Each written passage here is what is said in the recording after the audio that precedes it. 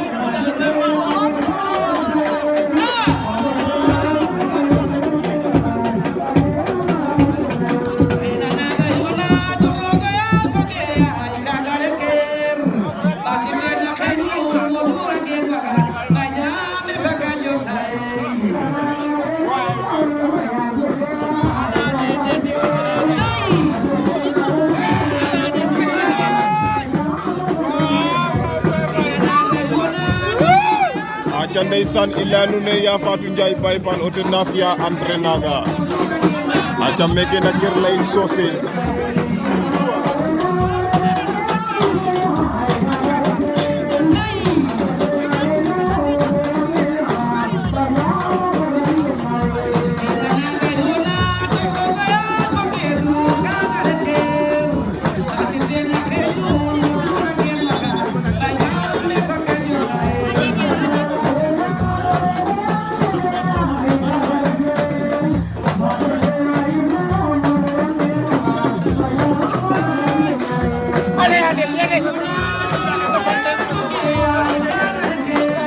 Acha ndeysaan ayon ten fa président Baye Koura Mané ndeysaan fo andoona yee ten na layel Mamadou Ndour.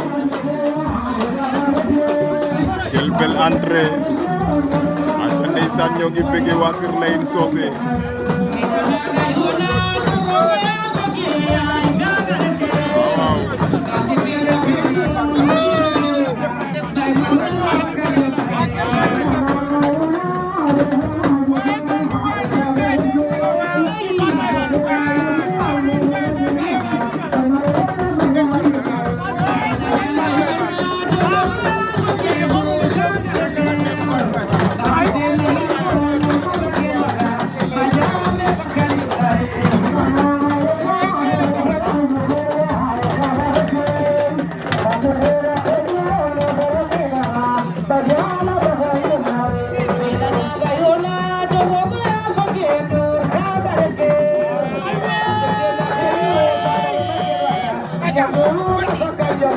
Acha ndeysaan kokoy Baye Koura Mané ngi noonu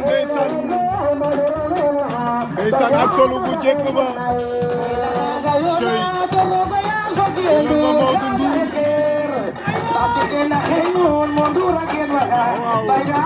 ñaari doomu ndey yaa ngi noonu